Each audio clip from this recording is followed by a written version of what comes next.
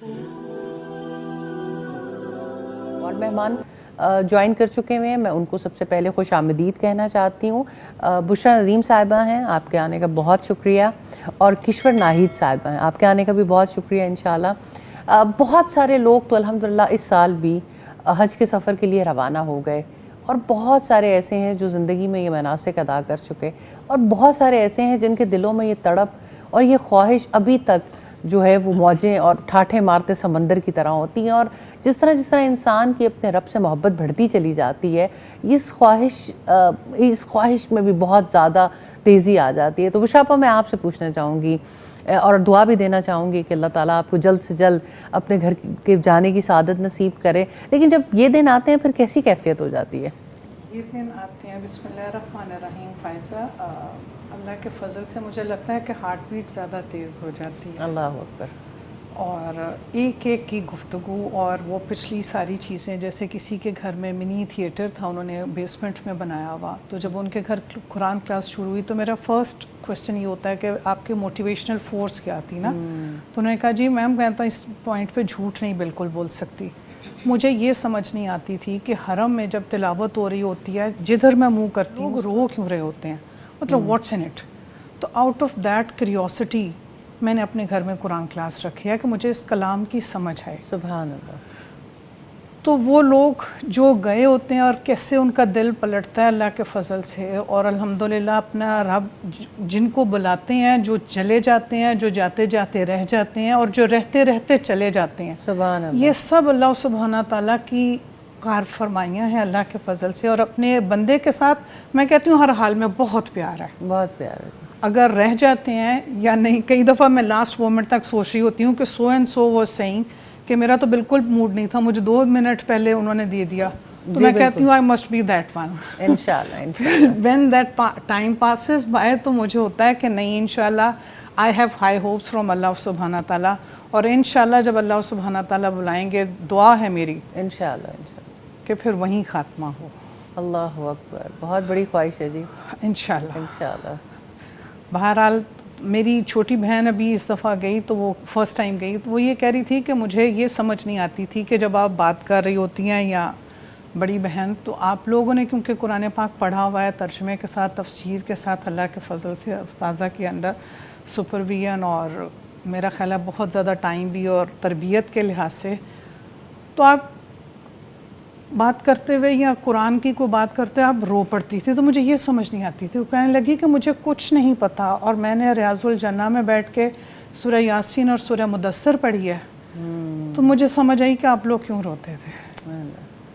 تو اللہ سبحانہ تعالیٰ کتنے لوگوں کو ایوری ایئر بلا کے ان کے اندر ایسے پورا انسٹل کر دیتے ہیں اپنی محبت، اور کتنوں کی مزید گرائنڈ ہوتی رہتی ہے وہ محبت، کہ اللہ سبحانہ تعالیٰ بلائیں گے، انشاءاللہ تعالیٰ العزیز بلائیں گے، اور اس صبر پہ اجر ہی اجر ہے جی، آپ ارادہ کر بیٹھے ہیں اور انشاءاللہ، اللہ سے اور دعائیں اللہ ہیں۔ سے ہمیشہ اللہ تعالیٰ جو بھی جائیں خیر و عافیت سے واپس آئیں، تمام مناسک حج بہت اچھے طریقے سے ادا کریں، اور مجھے یوں لگتا ہے کہ یہ ایک پورا ایک سین چینج ہو جاتا ہے نا آل اوور دا ورلڈ۔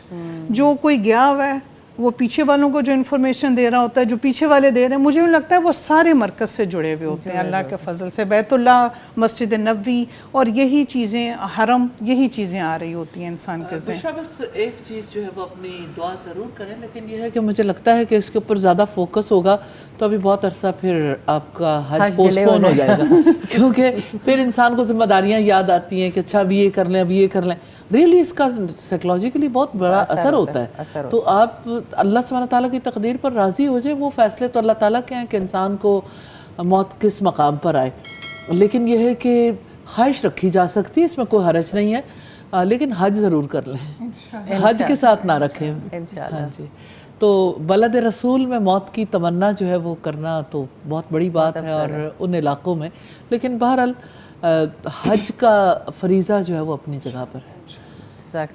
کشور ناہید صاحب، آپ بتائیے آپ کا حج کا تجربہ کیسا رہا؟ السلام علیکم جی، بسم اللہ الرحمن الرحیم۔ الحمدللہ میں نے 2 دفعہ حج کیا ہوا ہے، ایک بالکل ارلی ایج میں کیا تھا، اب سیکنڈ پھر ذرا بڑی عمر میں کیا، تو الحمدللہ ایکسپیرینس تو اتنے زیادہ ہیں کہ شیئر کرتے کرتے ٹائم بہت زیادہ ہو جائے گا، لیکن یہ ہے کہ میں پہلی دفعہ تو جو کیا، لیکن سیکنڈ ٹائم جو میں نے کیا نا وہ سوچ سمجھ کے، اور جو حضرت حاجہ کا وہ سارا صحیح کرتے ہوئے وہ ذہن میں رکھا کہ کیسے بھاگی ہوں گی، کیسے انہوں نے اپنے بچے کے لیے کیسے پانی مانگا ہوگا، یہ ساری ذہن میں رکھتے ہوئے چیزیں میں کرتی رہی. اور سب سے زیادہ جو مجھے مزہ آیا تھا کہ مینا پہ جب خیمے لگے ہوئے تھے تو میں نے دیکھ کے، تو اوپر سے میں کھڑی تھی تو میں نے اللہ سے دعا کی، میں کہ یا اللہ یہ سارے جو محفل سجی ہوئی ہے یہ آپ کے لیے ہے، تو آپ پلیز ہم سب کو معاف کر دیں، ہماری مغفرت فرما دیں، اور یہاں جو ہیں اور جو نہیں ہیں اللہ تعالیٰ مسلمانوں کے ناطے ہمیں مغفرت فرما دے، ہمیں جزا دے اس چیز کی.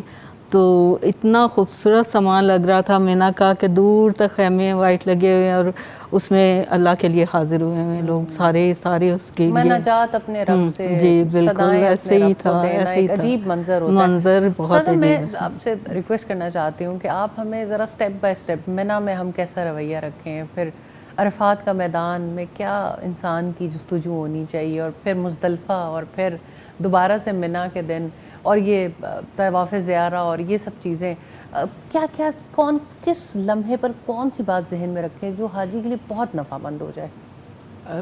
فائزہ بڑی اہم بات ہے، اور حج کے لیے اس کی بہت ضرورت بھی ہے، جس طرف آپ نے توجہ دلائی ہے.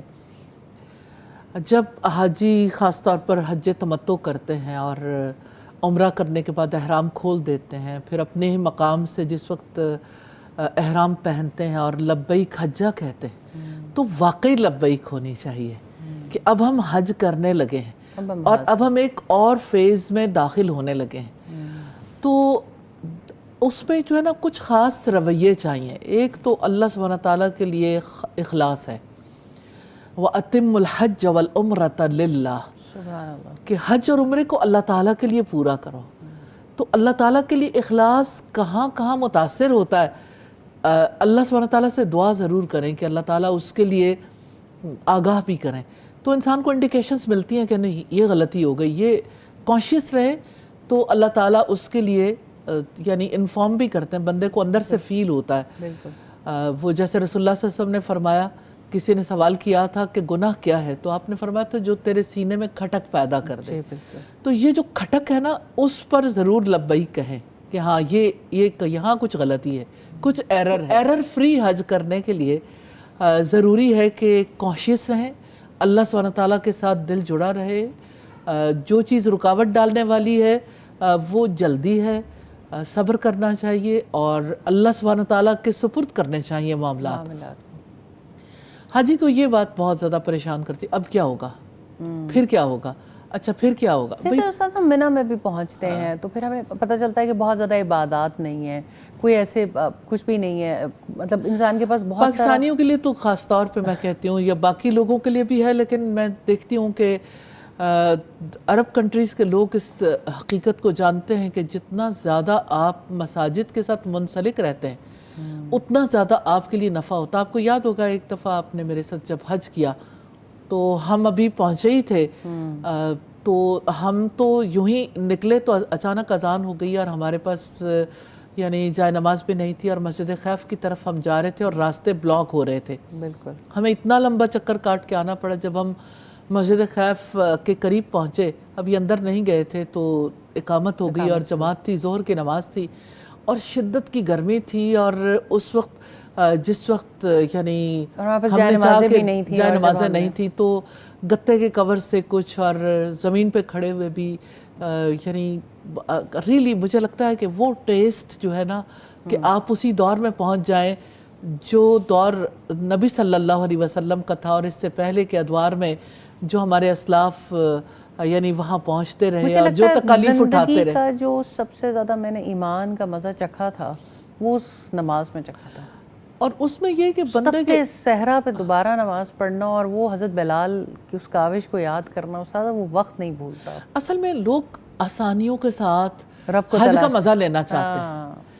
تو گر آسانیاں ہو، زندگی دشوار ہو جائے، کم از کم زندگی دشوار ہو یا نہ ہو، حج ضرور متاثر ہو جاتا ہے اور رب کا تعلق بھی نہیں ملتا آسانیوں میں. تو اس میں یہ کہ اس نماز میں دیکھیے کہ انسان کو جہنم بھی یاد آتی ہے، اپنا انجام یاد آتا ہے، جہاں پر انسان ارد گرد کی مشکلات کو فیل کر رہا ہوتا ہے. تو مجھے یہ لگتا ہے کہ مسجد خیف میں جانا، 5 نمازیں جو آپ نے ادا کرنی ہے، ظہر، عصر، مغرب، عشاء اور اگلے دن فجر کی، اس میں کچھ اسکیجول میں کمی بیشی ہو سکتی ہے. مسجد خیف کی میں چاہوں گی آپ تھوڑی فضیلت بھی بتا دیں، کیونکہ نارملی جو حجاج کرام جاتے انبیاء ہیں نے، دیکھیں وہاں کوئی نماز پڑھنی فرض نہیں ہے، واجب نہیں ہے، لیکن انبیاء نے وہاں پر نمازیں ادا کی. آپ اپنا حج کرنا چاہتے ہیں، اچھا کرنا چاہتے ہیں، اگر آپ کو اللہ تعالیٰ موقع دیتا ہے تو ضرور پہنچیے، لیکن سارے حاجی کو اکوموڈیٹ نہیں ہوتے وہاں پہ، لیکن جو چاہتا ہے اس کو ضرور جگہ مل جاتی ہے الحمدللہ. اور میں نے دیکھا ہے کہ وہاں پہ آنے والے لوگ جو ہیں بچوں سمیت مسجد میں حاضر رہتے ہیں، انہیں بھی تو آخر جگہ ملتی ہے. اور پھر آپ دیکھیے کہ جب مسجد خیف سے، ہر جگہ پہ ایک مسجد سے ایک تعلق ہے، ہر جگہ کا ریلیشن شپ ایک ڈیفرنٹ ہے. مینا میں جاتے ہیں تو مسجد خیف کے ساتھ، آپ جس وقت عرفات میں جاتے ہیں تو آپ کا خطبہ حج جو ہے مسجد نمرہ میں ہوتا ہے، آدھا حصہ وادی نمرہ میں ہے، آدھا حصہ وادی عرفات میں ہے، اور بیچ میں لائٹس ہیں جو انڈیکیٹ کرتی ہیں، گرین لائٹس، کہ یہ حصہ جو ہے وہ خطبہ حج سننے کے لیے تو رسول اللہ صلی اللہ علیہ وسلم وادی نمرہ میں تھے. تو جو لوگ اس سعادت کو حاصل کرنا چاہتے ہیں تو وہ اس سائٹ پہ چلے جاتے ہیں، اور جن کو پتہ نہیں ہوتا وہ کہیں بھی ہوتے ہیں. لیکن نارملی لوگ مسجد نمرہ تک بھی نہیں جاتے. حج گروپس والے بھی کہتے ہیں گم جائیں گے، اپنے اپنے خیمے میں نماز ادا کر لیں. بہرحال جس مقصد کے لیے گئے وہ تو وہیں رہ جاتا ہے نا. جس وقت آپ وہاں تک نہیں پہنچتے اس کی کیفیت اور ہوتی ہے. حج تو ہو جاتا ہے، آپ جہاں بھی ہیں ظہر اور عصر کی نمازیں آپ نے ادا کرنی ہے. تو اب یہ ہے کہ یہ دن جو ہے نا عرفات کا، یہ بڑا امپورٹنٹ ہے. اس دن کی خاص بات یہ ہے کہ اس دن میں آپ نے صبح کے وقت تھوڑا ریسٹ کر لیں، گفتگو زیادہ نہ کریں، بہت زیادہ، یعنی اگر آپ کو ذکر کرنے کا بھی موقع نہیں ملتا ابتدائی حصے میں، آرام کر کے آپ ریسٹ کرنے کے بعد آپ فریش اپ ہو جائیں، اور جس وقت آپ پھر خطبہ حج سنیں، جس وقت آپ ظہر اور عصر کی نمازیں ادا کر لیں، اب دعائیں کرنے کا وقت ہے. تو وقوف عرفہ کا جو وقت ہے نا، اس وقت کو جبل رحمہ پہ جانے کے لیے پھر یہ ہے کہ یعنی اپنے شوق کی تکمیل کے لیے نہیں لگانا چاہیے. رسول اللہ صلی اللہ علیہ وسلم نے خطبہ حج وہاں دیا تھا، لیکن وہاں پہنچنے کی بجائے عرفات میں جس جگہ بھی چاہیں وقوف ہو سکتا ہے، اپنے اللہ کے سامنے حاضر ہو جائیں اور اپنے اللہ سبحانہ و تعالیٰ کے آگے دعاؤں کا سلسلہ جاری رکھیں، کھڑے ہوئے، بیٹھے ہوئے، جس طرح اللہ سبحانہ و تعالیٰ موقع دیں. لیکن زیادہ کھڑے ہو کر جب دعائیں کی جاتی ہیں نیچرلی کیفیت اور ہو جاتی ہے. اور میں ضرور یہ کہنا چاہوں گی کہ اس دن پر بچپن سے لے کے آج تک ایک ایک وقت کو یاد کرتے اور اللہ سبحانہ و تعالیٰ کے آگے رکھتے جائیں کہ اللہ میرے سے یہ غلطیاں ہوئیں، یا اللہ اس غلطی پر بھی معاف کر دے. کیونکہ معافی چاہنی ہے نا اپنے رب سے، اور اپنے رب کے سامنے جو بھی نیک کام کیے اس میں کوئی کمی بیشی خطائیں رہ گئیں تو اللہ سبحانہ تعالیٰ سے دعا کرنی چاہیے اللہ تعالیٰ یعنی اس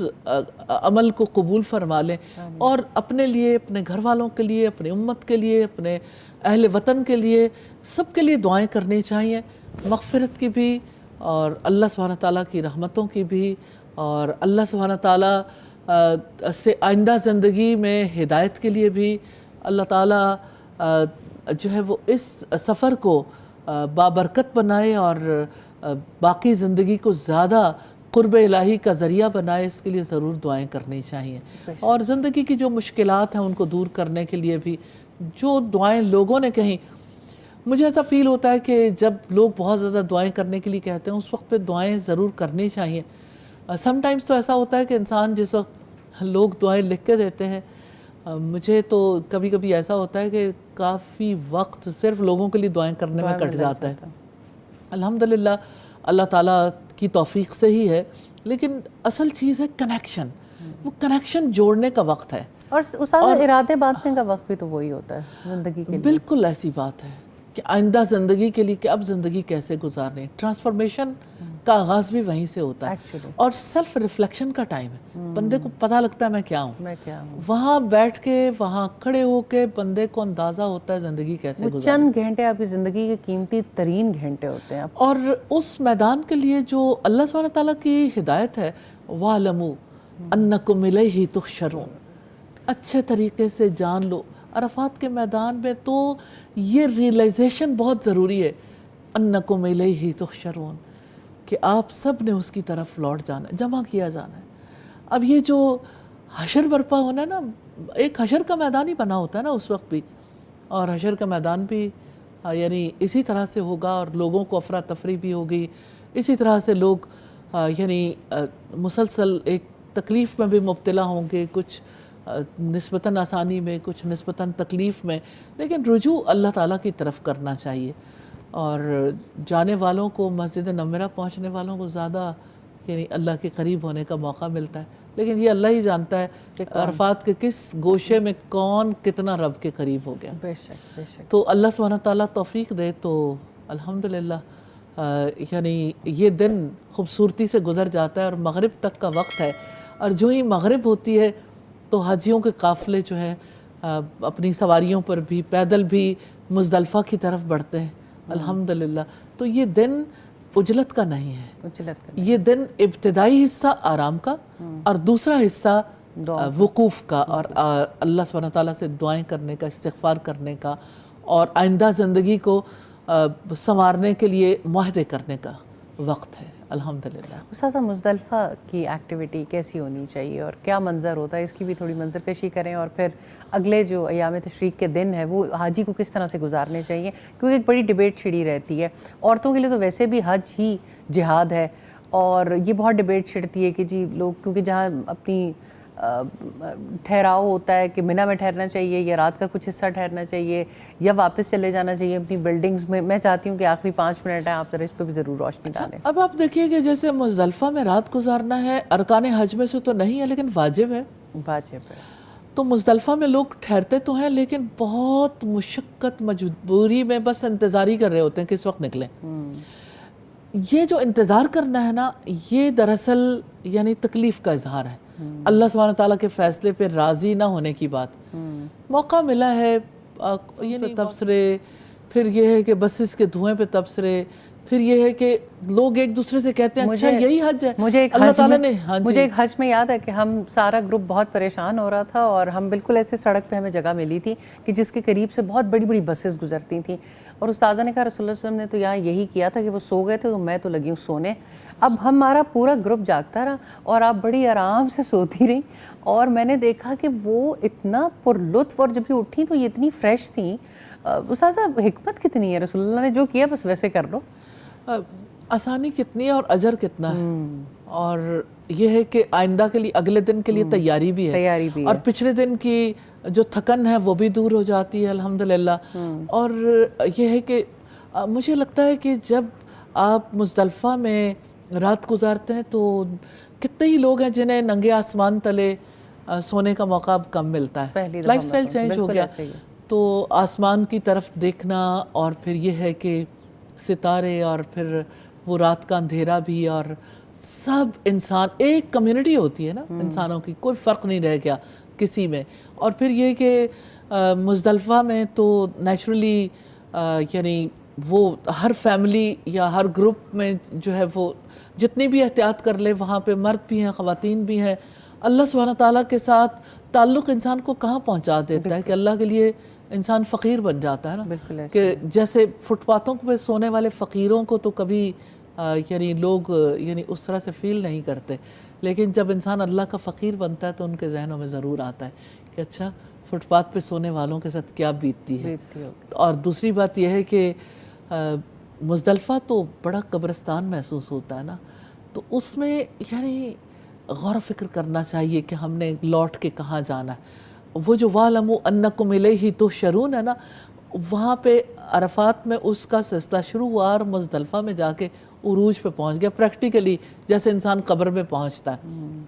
اور پھر جس وقت واپس منی لوٹتے ہیں, یعنی منی لوٹنے کا معاملہ بھی تھوڑا سا جو ہے وہ ڈیفیکلٹیز والا ہوتا ہے. آپ اپنی سواری پہ جائیں یا آپ پیدل جائیں, یعنی یہ وہ وقت ہوتا ہے جس دن پہ آپ نے 4 کام کرنے, اور اس دن پہ ظاہر ہے کہ مصروفیت بہت ہوتی ہے اور مشقت بھی بہت ہوتی ہے اس دن میں. تو اس مشقت میں لوگ جو ہیں بہت ساری چیزوں کو جو ہے فراموش کر بیٹھتے ہیں.